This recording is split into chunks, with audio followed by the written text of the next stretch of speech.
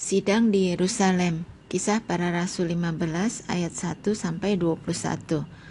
Beberapa orang datang dari Yudea ke Antiokhia dan mengajarkan kepada saudara-saudara di situ, jikalau kamu tidak disunat menurut adat istiadat yang diwariskan oleh Musa, kamu tidak dapat diselamatkan. Tetapi Paulus dan Barnabas dengan keras melawan dan membantah pendapat mereka itu.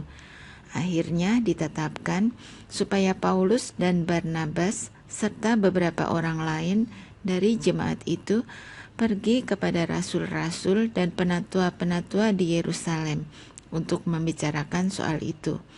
Mereka diantarkan oleh jemaat sampai keluar kota. Lalu mereka berjalan melalui Fenisia dan Samaria. Dan di tempat-tempat itu mereka menceritakan tentang pertobatan orang-orang yang tidak mengenal Allah. Hal itu sangat menggembirakan hati saudara-saudara di situ.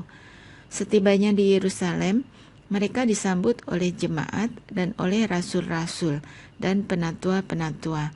Lalu mereka menceritakan segala sesuatu yang Allah lakukan dengan perantaraan mereka.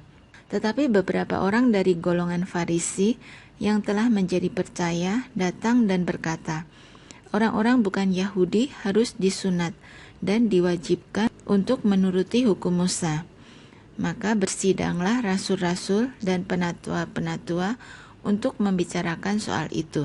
Sesudah beberapa waktu lamanya, berlangsung pertukaran pikiran mengenai soal itu, berdirilah Petrus dan berkata kepada mereka, "Hai saudara-saudara, kamu tahu bahwa telah sejak semula Allah memilih aku dari antara kamu, supaya dengan perantaraan mulutku bangsa-bangsa lain mendengar berita Injil dan menjadi percaya.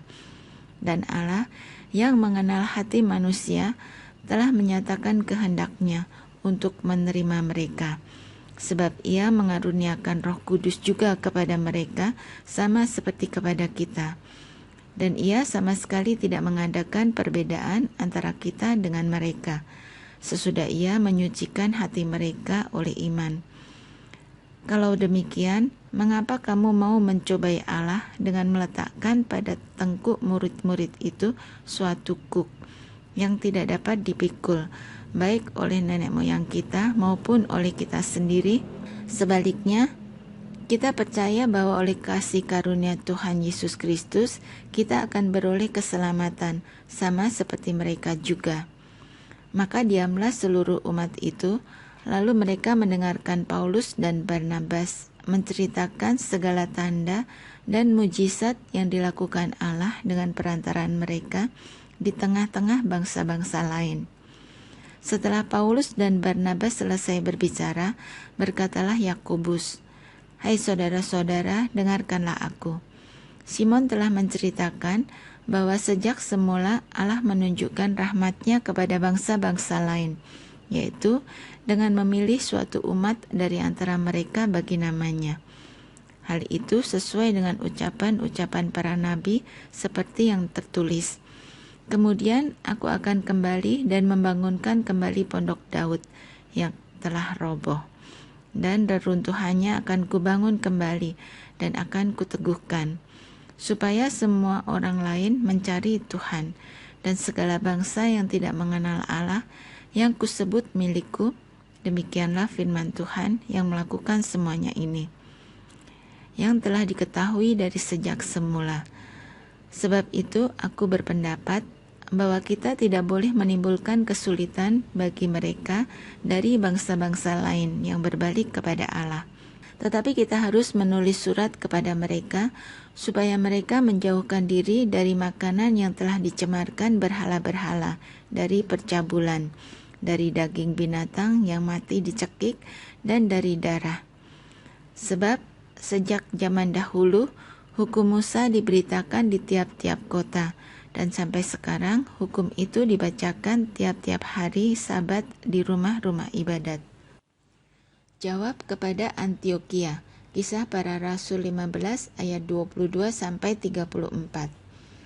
Maka rasul-rasul dan penatua-penatua beserta seluruh jemaat itu mengambil keputusan untuk memilih dari antara mereka beberapa orang yang akan diutus ke Antioquia bersama-sama dengan Paulus dan Barnabas, yaitu Yudas yang disebut Barsabas dan Silas.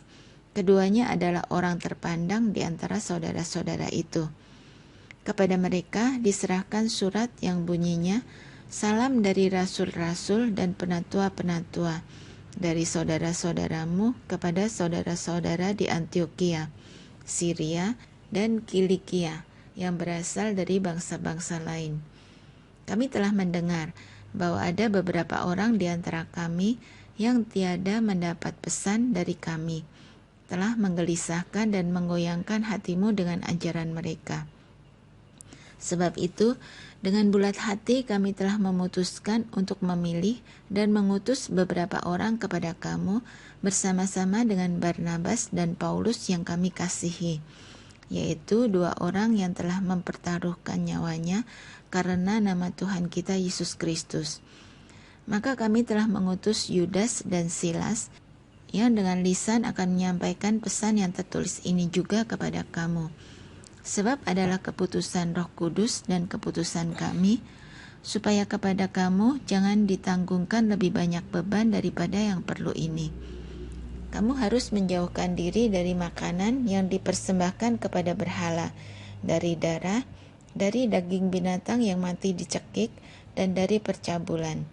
Jikalau kamu memelihara diri dari hal-hal ini, kamu berbuat baik. Sekianlah, selamat." Setelah berpamitan, Yudas dan Silas berangkat ke Antioquia. Di situ mereka memanggil seluruh jemaat berkumpul, lalu menyerahkan surat itu kepada mereka. Setelah membaca surat itu, jemaat bersukacita karena isinya yang menghiburkan. Yudas dan Silas, yang adalah juga nabi, lama menasihati saudara-saudara itu dan menguatkan hati mereka. Dan sesudah beberapa waktu keduanya tinggal di situ, saudara-saudara itu melepas mereka dalam damai untuk kembali kepada mereka yang mengutusnya. Tetapi Silas memutuskan untuk tinggal di situ. Perselisihan antara Paulus dan Barnabas. Kisah Para Rasul 15 ayat 35 sampai 41. Paulus dan Barnabas tinggal beberapa lama di Antioquia. Mereka bersama-sama dengan banyak orang lain mengajar dan memberitakan firman Tuhan. Tetapi beberapa waktu kemudian berkatalah Paulus kepada Barnabas, "Baiklah, kita kembali kepada saudara-saudara kita di setiap kota, di mana kita telah memberitakan firman Tuhan untuk melihat bagaimana keadaan mereka."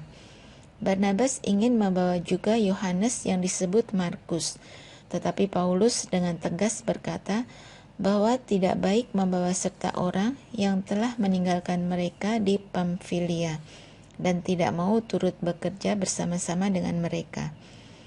Hal itu menimbulkan perselisihan yang tajam, sehingga mereka berpisah dan Barnabas membawa Markus juga sertanya berlayar ke Siprus. Tetapi Paulus memilih Silas, dan sesudah diserahkan oleh saudara-saudara itu kepada kasih karunia Tuhan, berangkatlah ia mengelilingi Syria dan Kilikia sambil meneguhkan jemaat-jemaat di situ. Timotius turut serta dengan Paulus. Kisah Para Rasul 16 ayat 1 sampai 3. Paulus datang juga ke Derbe dan ke Listra. Di situ ada seorang murid bernama Timotius. Ibunya adalah seorang Yahudi dan telah menjadi percaya, sedangkan ayahnya seorang Yunani. Timotius ini dikenal baik oleh saudara-saudara di Listra dan di Ikonium, dan Paulus mau supaya dia menyertainya dalam perjalanan. Paulus menyuruh menyunatkan dia karena orang-orang Yahudi di daerah itu, sebab setiap orang tahu bahwa bapaknya adalah orang Yunani. Paulus menyeberang ke Makedonia. Kisah Para Rasul 16 ayat 4 sampai 12. Dalam perjalanan keliling dari kota ke kota, Paulus dan Silas menyampaikan keputusan-keputusan yang diambil para rasul dan para penatua di Yerusalem dengan pesan supaya jemaat-jemaat menurutinya. Demikianlah jemaat-jemaat diteguhkan dalam iman dan makin lama makin bertambah besar jumlahnya. Mereka melintasi tanah Frigia dan tanah Galatia, karena Roh Kudus mencegah mereka untuk memberitakan Injil di Asia. Dan setibanya di Misia, mereka mencoba masuk ke daerah Bitinia, tetapi Roh Yesus tidak mengizinkan mereka. Setelah melintasi Misia, mereka sampai di Troas. Pada malam harinya, tampaklah oleh Paulus suatu penglihatan. Ada seorang Makedonia berdiri di situ dan berseru kepadanya, katanya, "Menyeberanglah kemari dan tolonglah kami." Setelah Paulus melihat penglihatan itu, segeralah kami mencari kesempatan untuk berangkat ke Makedonia. Karena dari penglihatan itu, kami menarik kesimpulan bahwa Allah telah memanggil kami untuk memberitakan Injil kepada orang-orang di sana. Lalu kami bertolak dari Troas dan langsung berlayar ke Samotrake, dan keesokan harinya tibalah kami di Neapolis. Dari situ kami ke Filipi, kota pertama di bagian Makedonia ini, suatu kota perantauan orang Roma. Di kota itu kami tinggal beberapa hari. Paulus di Filipi, Kisah Para Rasul 16 ayat 13 sampai 18. Pada hari Sabat kami keluar pintu gerbang kota. Kami menyusur tepi sungai dan menemukan tempat sembahyang Yahudi yang sudah kami duga ada di situ.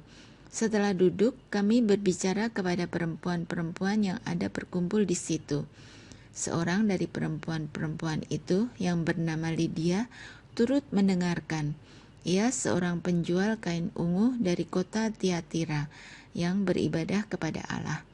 Tuhan membuka hatinya sehingga ia memperhatikan apa yang dikatakan oleh Paulus. Sesudah ia dibaptis bersama-sama dengan seisi rumahnya, ia mengajak kami, katanya, "Jika kamu berpendapat bahwa aku sungguh-sungguh percaya kepada Tuhan, marilah menumpang di rumahku." Ia mendesak sampai kami menerimanya. Pada suatu kali, ketika kami pergi ke tempat sembahyang itu, kami bertemu dengan seorang hamba perempuan yang mempunyai roh tenung. Dengan tenungan-tenungannya, tuan-tuannya memperoleh penghasilan besar. Ia mengikuti Paulus dan kami dari belakang sambil berseru, katanya, "Orang-orang ini adalah hamba Allah yang maha tinggi. Mereka memberitakan kepadamu jalan kepada keselamatan." Hal itu dilakukannya beberapa hari lamanya. Tetapi ketika Paulus tidak tahan lagi akan gangguan itu, ia berpaling dan berkata kepada roh itu, "Demi nama Yesus Kristus, aku menyuruh engkau keluar dari perempuan ini." Seketika itu juga keluarlah roh itu. Kepala penjara Filipi, Kisah Para Rasul 16 ayat 19 sampai 40. Ketika tuan-tuan perempuan itu melihat bahwa harapan mereka akan mendapat penghasilan lenyap, mereka menangkap Paulus dan Silas, lalu menyeret mereka ke pasar untuk menghadap penguasa. Setelah mereka membawa keduanya menghadap pembesar-pembesar kota itu, berkatalah mereka, katanya, "Orang-orang ini mengacau kota kita ini, karena mereka orang Yahudi, dan mereka mengajarkan adat istiadat yang kita sebagai orang Rom tidak boleh menerimanya atau menurutinya." Juga orang banyak bangkit menentang mereka. Lalu pembesar-pembesar kota itu menyuruh mengoyakkan pakaian dari tubuh mereka dan mendera mereka. Setelah mereka berkali-kali didera, mereka dilemparkan ke dalam penjara. Kepala penjara diperintahkan untuk menjaga mereka dengan sungguh-sungguh. Sesuai dengan perintah itu, kepala penjara memasukkan mereka ke ruang penjara yang paling tengah dan membelenggu kaki mereka dalam pasungan yang kuat. Tetapi kira-kira tengah malam, Paulus dan Silas berdoa dan menyanyikan puji-pujian kepada Allah, dan orang-orang hukuman lain mendengarkan mereka. Akan tetapi terjadilah gempa bumi yang hebat, sehingga sendi-sendi penjara itu goyah.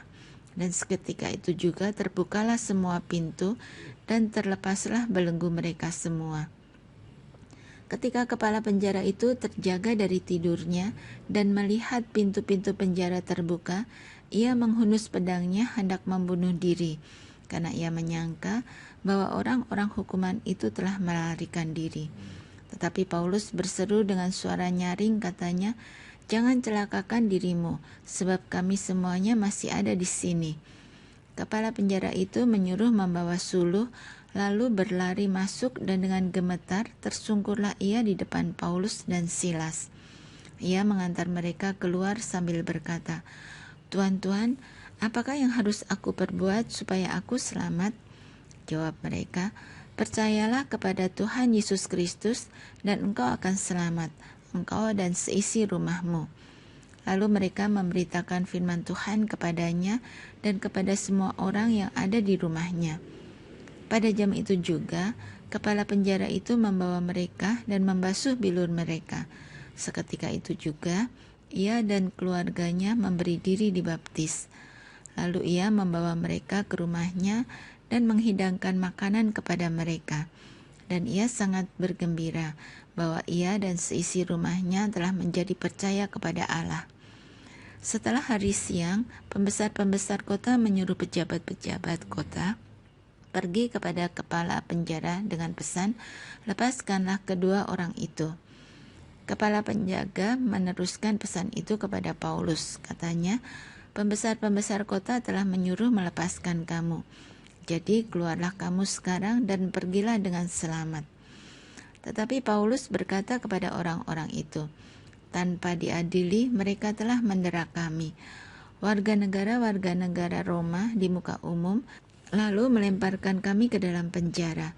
Sekarang mereka mau mengeluarkan kami dengan diam-diam. Tidak mungkin demikian. Biarlah mereka datang sendiri dan membawa kami keluar." Pejabat-pejabat itu menyampaikan perkataan itu kepada pembesar-pembesar kota. Ketika mereka mendengar bahwa Paulus dan Silas adalah orang Rom, maka takutlah mereka. Mereka datang minta maaf, lalu membawa kedua rasul itu keluar dan memohon supaya mereka meninggalkan kota itu. Lalu mereka meninggalkan penjara itu dan pergi ke rumah Lydia. Dan setelah bertemu dengan saudara-saudara di situ dan menghiburkan mereka, berangkatlah kedua rasul itu.